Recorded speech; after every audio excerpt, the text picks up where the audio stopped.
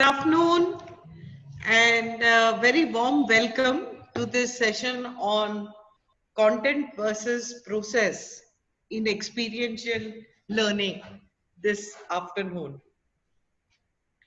So I'm going to start my session.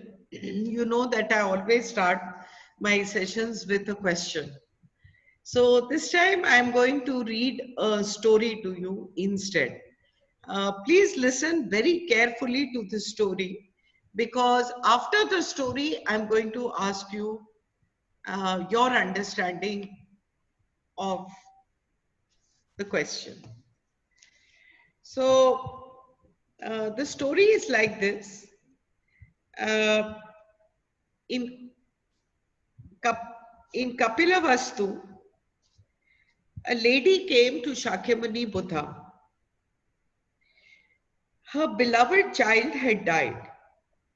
She was wandering about in a grief-stricken daze with a tiny corpse clutched to her bosom. Please give me some medicine to save my baby, she desperately implored Shakyamuni, her eyes red from tears. Summing up the woman's situation, Shakyamuni said, "All right, I shall prepare some medicine for her. Please go into town and bring me some mustard seeds." The mother's eyes lit up with hope. However, Shakyamuni qualified.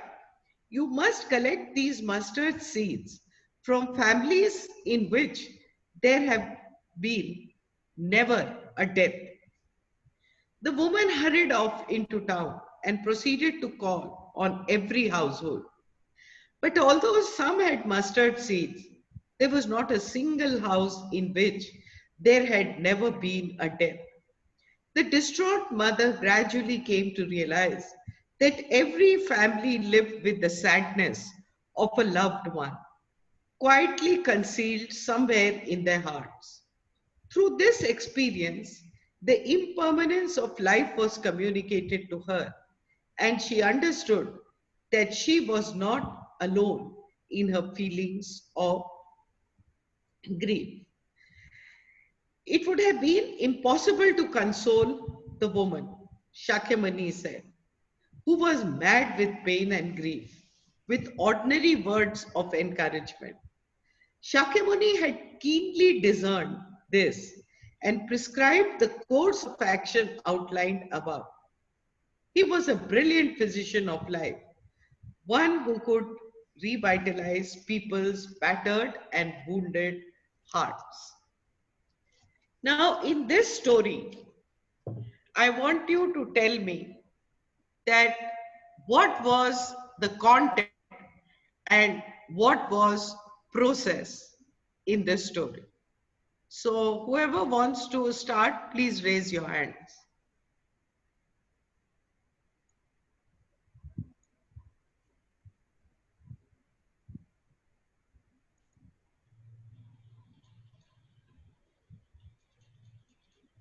No one?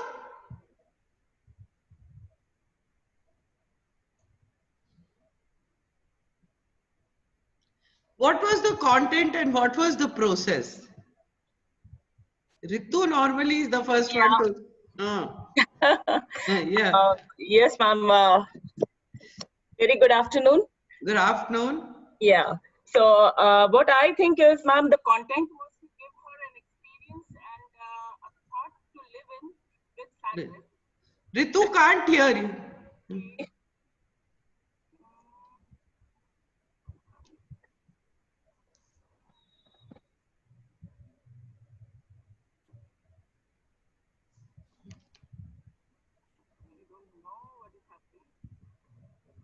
Okay, I'll try harder. Just, yeah, go on.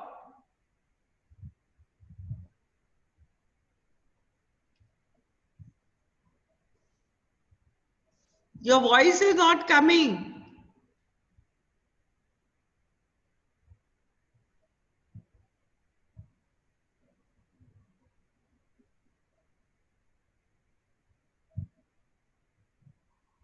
Hello.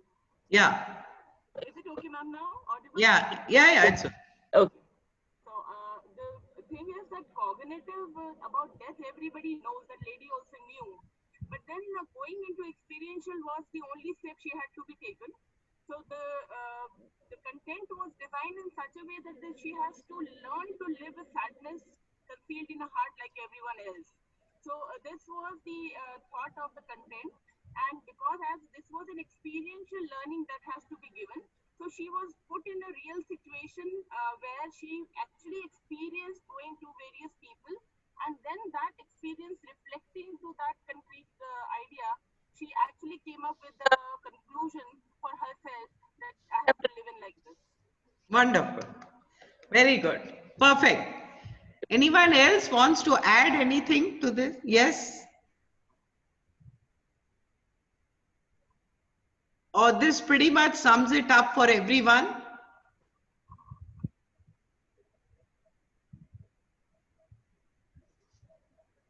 Okay. So I'm moving ahead. Now, therefore, as Ritu rightly pointed out, content is the base. Content refers to the subject matter in a text. It is the material to be dealt with in a speech, literary work, etc. And content goals are based on what you want the student to know and to be able to do. Process, on the other hand, is how you go about delivering the content. What do you want to teach and how you are going to teach it is the process. Now, the question arises, is content more relevant than process? So, I want to take you through something that interested me, which I read about a US administrator who was having this meeting, and there is this teacher who was listening or participating in this dialogue, and the how she puts it is that last year in a faculty meeting, I listened to a senior, just one minute. I listened to a senior person who said that, he denied the importance of content as part of high school education in today's world. He said we don't need to teach about those things. The ability to think, critique, write, argue, analyze are far more significant in this digital age, he postulated, and should be favored over facts. So she said that which one matters most is the question we should be asking. Rather, we should be saying that how can content be delivered so that process and content are related to one another and they drive each other forward. And then she gives the example of a little son to elaborate this point. And she's talking of why content is important. So she's saying he wanted to know that, कि जो baseball player है, वो कौन है? So he came to know that it was Mike Trout by Googling. And then he closed the Google. So she says that whether this answer is correct or it is wrong, this requires a strong content base. And therefore, a teacher who is a good teacher will always have awesome content and thorough knowledge of content. So content will be at the back of their hands and they will be able to design the process in order to deliver the content. Now, content is important. It builds on existing knowledge of the students using various problem-solving, inquiry-based learning activities. The approach works best when students are put together in groups to collaboratively formulate Their ideas develop inferences and make presentations of their knowledge. It is always good to inquire. Uh, uh, I mean, one second. Yeah. Actually, this screen is hiding my, yeah. It's always going to be about the unique needs of the individual. But too much content focus raises concerns by parents that their child is not spontaneous and only use rote phrases even when they are capable of more. So, therefore, both are important. Process versus content and process are important. Now, when we look at it in the case of ASD children, that is autistic spectrum, uh, about children who are being taught communication skills.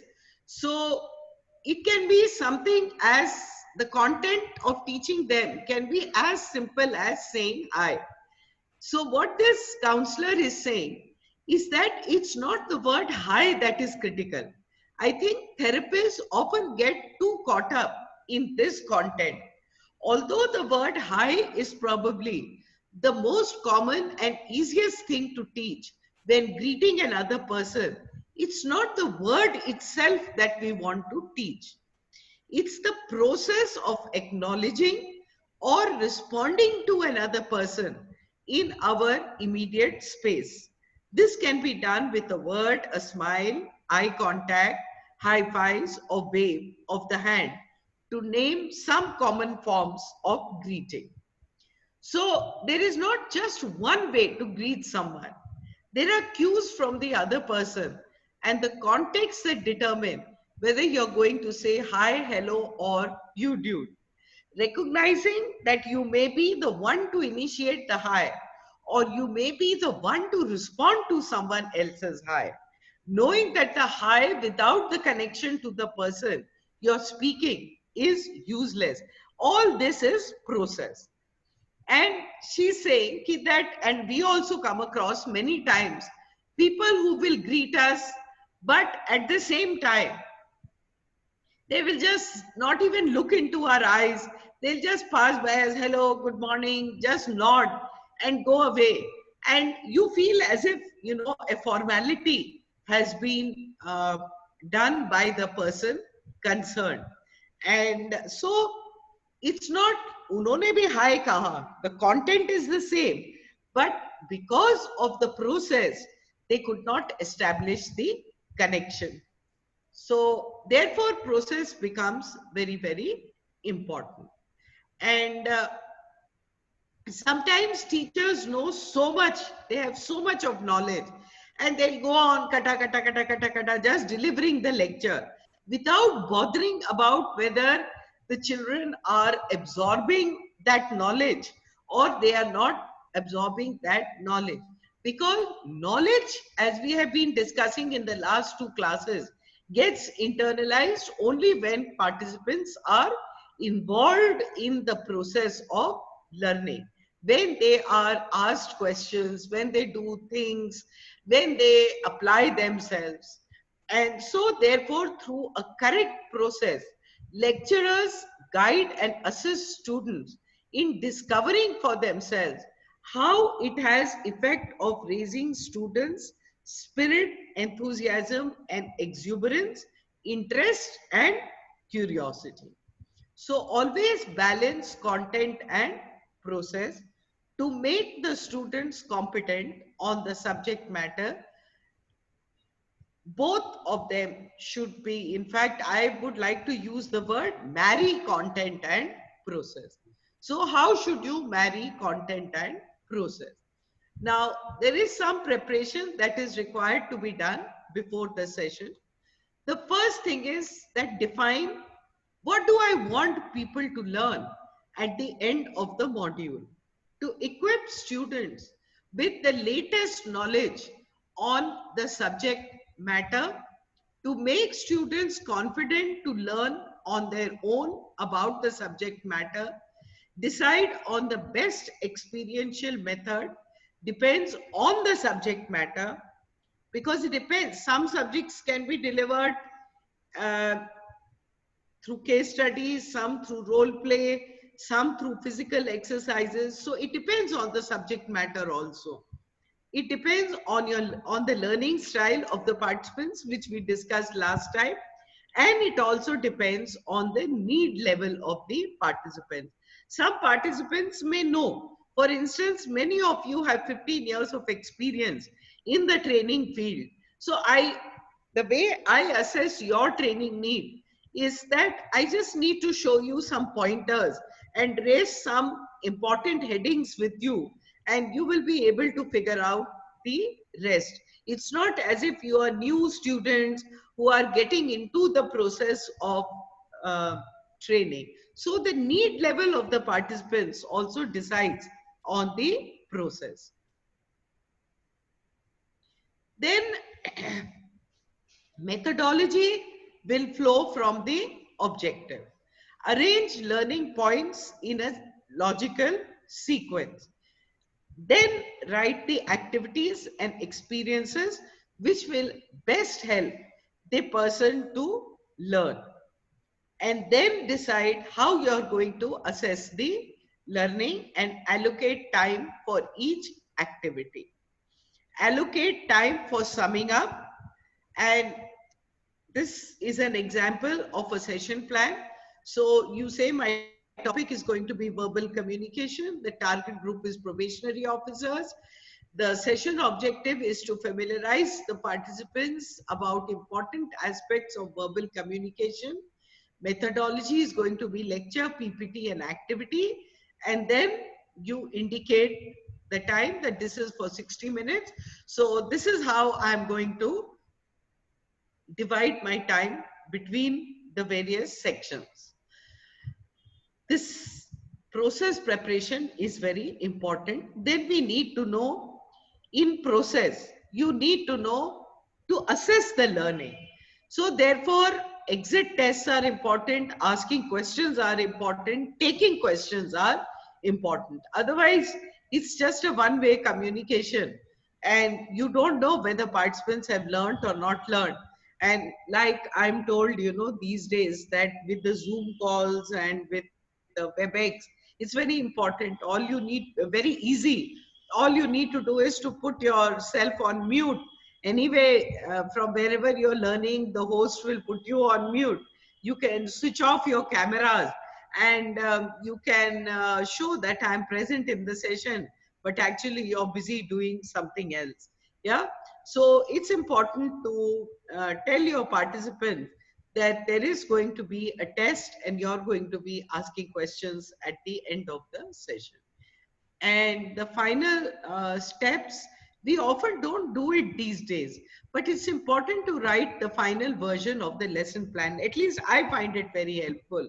So I always write the whole session first in my notebook. I make the flow in my mind, I write it down, because writing, if you hear the neuro-linguistic people, they say that it activates the channels of the brain and it helps in the process of remembering. Then what handouts you want to give, and then of course you must rehearse your session, whether you do it in front of anyone, whether you do it with someone, whether you do it in front of the mirror. So like the first two classes which I took with you, I rehearsed them with another friend on a Zoom call. And late into the night, because I didn't know this technology, I didn't know how to use it, so I was very nervous, and so therefore I rehearsed the session, and that's how I felt very confident when I came on to the stage, even the first time. And now of course this time I just rehearsed it by myself by going over it a couple of times. Then prepare classroom settings. अब आजकल की classroom settings तो यही है कि भाई you decide beforehand कि what I'm going to show, what where my material is kept, so that it is easily locatable and I'm not fumbling for it. Okay, so to summarize how to design content and process, the training objective for the session, clear the training objective is the primary need. It can be formulated with the participant of the user group and senior faculty. It clarifies what goal has to be achieved by the end of the program. For instance, I showed you Shakyamuni Buddha. So Shakyamuni Buddha wanted to teach her the impermanence of life, and that while it is sad, there is no doubt about it, but there is no house. You cannot escape the suffering of death. So his goal was very clear. And then he designed the intervention. Then what trainees are expected to do? This will reduce your own anxiety and support learning. Then always scrutinize the profile, age, needs, and expectations of the participants. Now, I want to take you through a session in which I want to take you through content and process. So this session is on building self-confidence. And through this session, I hope you're able to appreciate the various, the interlinkage between content and process. So I start with a story which is called Treasures of the Heart. And it is from a book which is written by Dr. Daisaku Ikeda. And I'm quoting the story. It's a very small story. It says, once upon a time, there lived a man who had as a friend a public servant. One day, the man called on his rich friend who entertained him with food and wine. He became completely inebriated and fell asleep. The rich friend, however, suddenly had to set out on a journey involving urgent public business. He wanted to give his friend a priceless jewel which had the mystic power to fulfill any desire. But his friend was fast asleep. Finding no other alternative, he sewed a gem in the hem of his sleeping friend's robe. The man awoke to find his friend gone, totally unaware of the jewel his friend had given him. Before long, he allowed himself to sink into poverty, wandering through many countries and experiencing many hardships. After a long time, now reduced to sheer want, he met his old friend. The rich man, surprised at his condition, told him about the gift he had given him, and the man learned for the first time that he had possessed the priceless jewel all along. This is an allegory told to the disciples of Shakyamuni Buddha to reflect upon the ignorance in forgetting to develop the supreme life condition which exists within each person, the priceless jewel in the in the life of each and every person. And unaware of this priceless jewel, people go around feeling helpless and powerless. And they think and they dream, some at least, below their capacity. Is this true of many people that you have encountered or not?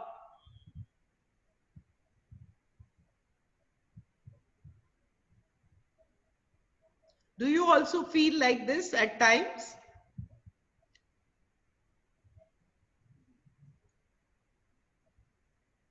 Yes or no? Ma'am, check the chat. People are saying yes. Okay, I don't know how to. Okay. So, yes, we do feel like that. Can you help me with the chats? I'll be grateful to you.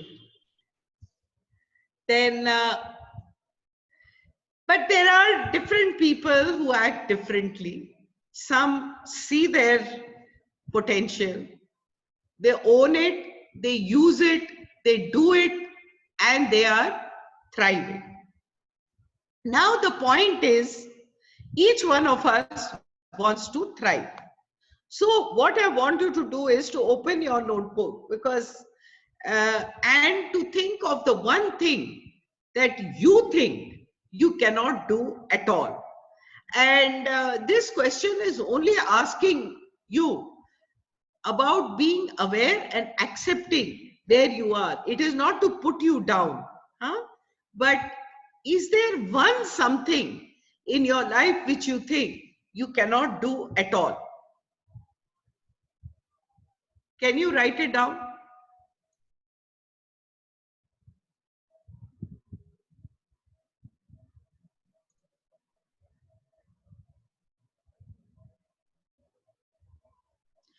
Then the next question is there sufficient evidence for you to believe that this is true, that you cannot do it at all? And if at all, what is your evidence?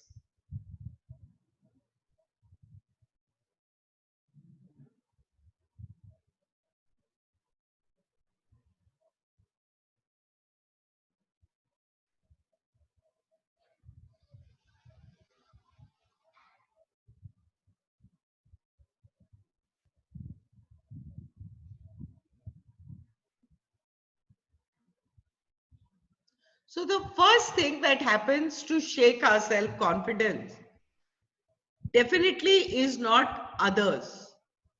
Huh? It is definitely, it is that we ourselves are very good at self-criticism. Huh? And we underplay our strengths in the name of humility. And this is the reason why we often live with feelings of low self-worth or low self-esteem. And we forget that humility is not denying our strengths. Actually, there is a good balance between our strengths and between understanding that this is something that is a potential which is there within me, which if I work at, I will be able to develop over a period of time. So, therefore, behind every no, I cannot do it, there is a story. And this story can be because I may have tried it in the past, it didn't work, so I gave up. There may be a societal influence on us, on how we feel. Like I was watching this film, Mary Kom, and her father tells her, you know, he's hiding her gloves or he's scolding her for the gloves. And he says, ye ladkiyon ka kaam nahi hai. So there might be some societal influence on what we feel. But most feelings are that we come because we internalize all this over a period of time unconsciously. And we begin to think that these internalized feelings are really true, that this is the true self or this is the true me. Whereas the true me is totally potential, has limitless potential and is so magnificent, but we have internalized the state of helplessness and powerlessness within us, but it doesn't serve us in moving forward. So therefore, you will find that a lot of coaches like Alan Fines, Sir John Whitmore, when they were working, with players, what they found was that there are two kinds of blocks. One is personal block and one is external block. Now, in personal block, what they said is that we think that the nature of performance is our potential plus knowledge. But actually, nature of performance is knowledge plus capacity minus interference. So when we are able to remove our interference, you see in the line below how I have written interference, it has a fear in between. So even in building our confidence, what is important is to play around with our fear. That we need to challenge our fear.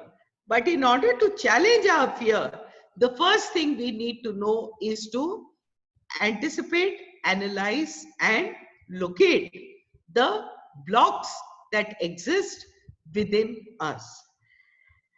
Now, I'm using the model which is given by Dr. Pradeep Khandwala in his book Fourth Eye.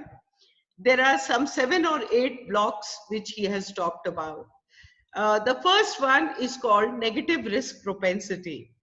And this negative risk propensity is the extent of fear of failure to which a person is suffering and not ready to take risk of starting anything new or challenging. Why? Because what is a risk at the end of the day? A risk is something where we are going out of our comfort zone and the outcome is unknown. So therefore, we will not, we say, I've never done it before, I don't know how it is, and I'm not going to try it because I don't know what the outcome will be. So he's calling this negative risk propensity. Then is allergy to ambiguity. There are many of us, before we start doing anything, we want all clarity. Matlab, especially those of us who are working in organizations, the boss has to tell us everything, matlab, comma, full stop, before we are willing to start working. So, therefore, the important thing to always remember is that, and particularly given the pandemic situation, which no one anticipated, that some things will be known and some things we will have to deal along the way. So, ambiguity is the same for everyone. Like I was talking to someone in office the other day, and I was saying, oh, yeah, things are very difficult. So he was telling me it's the same for everyone around the world. So it's not that it is localized to us. Huh? So therefore, it's important to be aware. Am I allergic to ambiguity? I can say honestly for myself, there was an era in which I wanted to be very sure of things before I would venture. Today, I'm very different because I've acknowledged this within me. Then, aversion to criticism. Many of us will not start anything new or do anything differently because we are so scared that if we fail, people will criticize us. What will my mother say? What will my father say? What will my boyfriend say? What will my girlfriend say? What will my friend say? What will society say? Hmm? Then conditioned conformity. This is the way to think. This is the path. This is the only path. This is the only way to be. These are things which, establish normative behaviors in people, and then they have embarrassment whenever they have to do something different. Then comes resource myopia. Resource myopia is the inability actually to find alternatives.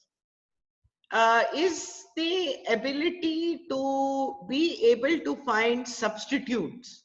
We think that if, like for instance, in these exercises which we do, in which you blindfold a person and ask them to do it, there is so much of difficulty as if the other senses have not come into play. Because if you really see in blind people, even though they may not have eyes, but their other senses are so sharp that they are able to more than compensate for it. So this is what is called as resource myopia. And then is respond rigidity. And you say something as simple, I'm taking, खीर ऐसे ही बनती है. Bas, step 1, step 2, step 3, step 4, step 5. This is the way to do it. Do it. Otherwise, there is no other way of doing it. That also hampers creativity and becomes a block in a person. And there is a reason why I'm talking of these blocks.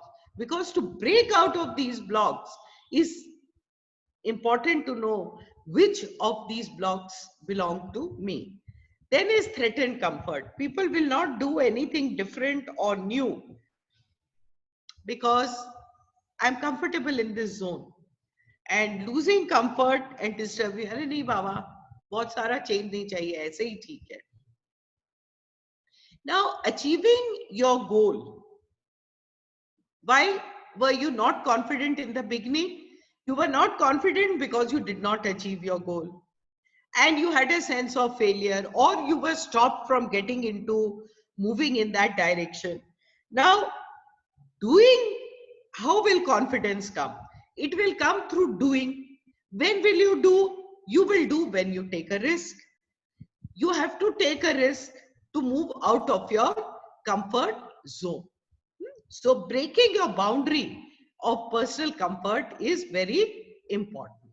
So therefore, it requires us to stretch ourselves and do something which is beyond our comfort level. So I want you to join me in doing a very small exercise. Now, I want you to take your left hand, and as you can see me, I hope you can see me, and I'm taking my hand from the front and taking it behind and putting it as comfortably. Just take it. Be very comfortable. जहां तक आपका हाथ जाता है, बस वहीं तक अपने हाथ को लेके जाइए. Have you taken it? Come back to this position. Now I want you to take your hand back again and take it a little further than what you did last time till you feel a little stretch, a little pain in doing what you are doing. But to see that even with this little pain, you were able to do it. Yeah, you were able to go beyond your self-defined boundary कि this is my limit, कि भाई हम इतना ही कर सकते हैं. So now you see कि ये बिल्कुल आपको मुड़ मुड़ा के दूसरी तरफ से पेट के आगे से उस तरफ नहीं आया, but you did take that first step to move beyond the comfort zone. And as you keep moving, step by step beyond the comfort zone, the confidence starts building up. Yeah. So stretching is an important part. Locating our blocks, then taking the risk to stretch beyond our comfort level. And this is what entrepreneurs do. And that's how entrepreneurs become entrepreneurs. But they do not take blind risks. Their risk is always calculated. It's not a gambler's risk. It is a risk in which they weigh the pros and cons. And they focus on what they want. And they know what is their fear of failure. But they keep their hope of success, fear of failure. Yeah. So it's not that I'm not scared. I am acknowledge my fear, but keep my hope of success. Hope is a decision. It's a decision. Yeah. So now identify a real hero. So I don't know, somehow this YouTube video of Manchi the Mountain Man, many of you would have seen it. Many of you would have seen the movie. But these 5 clippings, I want you to see just to remind yourself of the internal power that exists within each one of us. Can I request you to please play the video?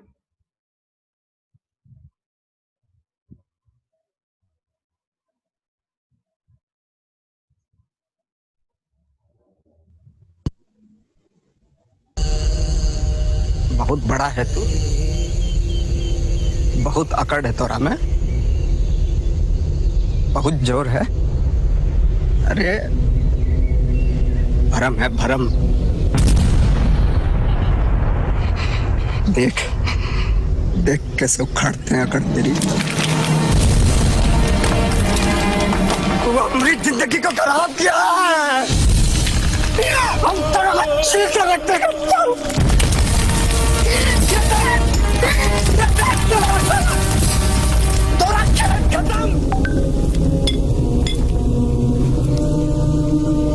ले फिर आ गए। सब राज्य खुशे? हाँ। तेरे को क्या लगता था कि नहीं लौटेंगे? गलत। जब तक तोड़ेंगे नहीं तब तक छोड़ेंगे। बहुत लंबा दंगल चलेगा रे तोर हमारा। तैयार है? जी आप ही हैं? कैसे हैं? शानदार, जबरदस्त, जिंदाबाद। हम पत्रकार हैं, नाम है आलोक झा, भारत समाचार अखबार में लिखते हैं। सुने आप कई सालों से पहाड़ तोड़ रहे हैं, क्यों तोड़ रहे हैं? अपना कब्र खोद रहे हैं। मजाक कर रहे हैं? तो क्या कहें कि ताजमहल बना रहे हैं। अरे आप तो बिगड़ गए। लोग कहता है हम पागल हैं, जिंदगी खराब कर रहा है। आप अपना टाइम खराब मत करिए। ये भीतर का घाव है, जब तक ये टूटेगा नहीं भरेगा नहीं। बहुत भारी काम ले लिए हैं, ठीक है, टूट जाए तो बताइएगा, आपका फोटो छाप देंगे अखबार में। बड़े हिमायती बन रहे हैं। आइए, तनी हाथ लगवाइए। आइए। क्या हालचाल दशरथ भाई? शानदार, जबरदस्त, जिंदाबाद। अच्छा एक बात बताइए, हाँ। ये दुनिया में इतना सारा काम है, वो सब छोड़ छाड़ के आपको पहाड़ तोड़ने का काम मिला है? भाई अपना अपना हुनर है। आप पढ़ाई लिखाई करते हैं, हम पहाड़ तोड़ते हैं। और इतना ताकत कहाँ से लाते हैं? ये प्रेम है, पहले अपने जोरों से था, अभी पहाड़ से है। इतना बड़ा बात आप इतना आसानी से बोल दिए। और एक हमें देखिए, सच्चा पत्रकार बनना चाहते थे, नेताओं का दल्ला बन के रह गए। अपने आप से घिन आता है। तो अपना अखबार काहे नहीं छाप देते हैं? अखबार निकालना इतना आसान काम है क्या?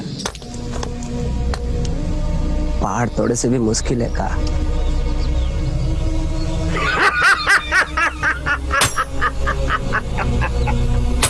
आप तो कमाल कर दिए दशरथ मांझी। आप सुपरमैन हैं, आप मिस्टर इंडिया हैं। अकेले ही छेनी हथौड़ी से पूरा पहाड़ तोड़ दिए। अच्छा एक बात बताइए, इस असंभव काम को संभव करने के बाद क्या कहना चाहेंगे आप? हम तो ठेपा मार हैं, तो हम क्या कहेंगे भैया? कुछ तो कहिए। हम तो ये कहेंगे कि भगवान के भरोसे मत बैठिए, क्या पता भगवान हमरे भरोसे बैठा हो।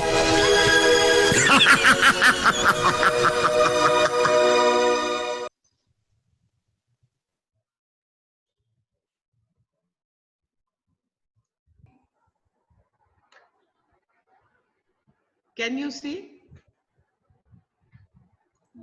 Yes, ma'am. You can see? Yes, ma'am. Okay. So we see his characteristic of Manji, where he had a unique accomplishment. His goal was long-term involvement. And of course, he did not demonstrate desire for success in competition with others, but he definitely was a person who had in competition with his self-imposed standard of excellence, right? So therefore, what goals you choose are extremely important. And normally when we look at the goals of a person, these are the 4 criteria that the goals must meet so that we can call them a goal of excellence. And this is based on the work done by McClelland in his theory, Achievement Motivation. And he says that when the urge or need in a person is very strong, for instance, you saw that the need in Manji was very strong. He said, "Pehle apni joru se pyar tha." So he was very passionate about the work that he was doing. And his goal anticipation that is his anticipation of whether he will be able to achieve it or not was very high right from the beginning. He starts, the dialogue starts with saying ki matlab, what do you think itne vishal ho, or what did you think that I will not return, huh? So he was able to overcome his worldly blocks and his personal blocks. He drew up his action plan, stayed persistent on it, and then of course later on in the movie, of course, he got help, and then he was able to break through this. So normally when we are able to internalize this achievement motivation syndrome, we can successfully achieve our goal. And once we achieve something, then the inner story of our success begins to change and our confidence level begins to start rising. Yeah. So, just one. So Dr. Daisaku Ikeda, whom I've been quoting, right, his work, so therefore I kept it consistent. He says, no matter how wonderful our dreams, how noble our ideals, or how high our hopes, ultimately we need courage to make them a reality. And as you begin afresh to draw up your new plans, please remember that you are limitless and you all have a gem in your robe. Remind yourself that you are larger than the problem. Like he did, he tells that पत्रकार है ना, उसने कहा कि कितना मुश्किल काम है अपना न्यूज़पेपर शुरू करना. So he says पहाड़ तोड़ने से ज्यादा मुश्किल है क्या? So as you begin afresh, I wish you all the very best. And so this closes my session.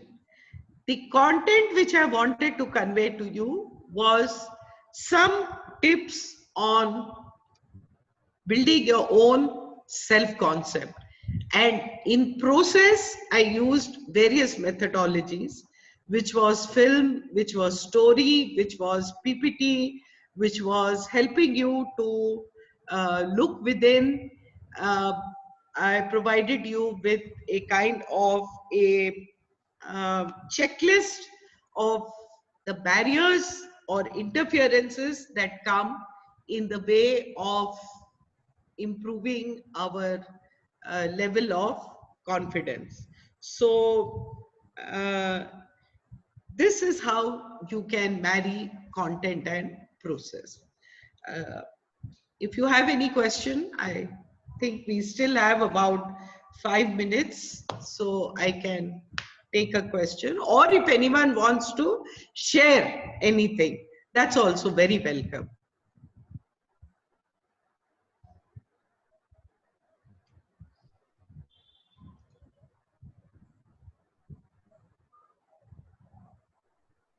Other learners in this process of self-criticizing and learning his weaknesses and then helping to come up with the resolutions to change or whatever. You're asking, as a trainer, can you help people? Yeah, we do. No, we do full workshops on self-esteem and self-confidence, and use a lot of questionnaires. We use methods of not only questionnaires. We help people to talk about incidents and use a lot of experiential activities. And there are full-fledged workshops on this particular issue itself. Okay. Does it is very impactful? Is it very impactful and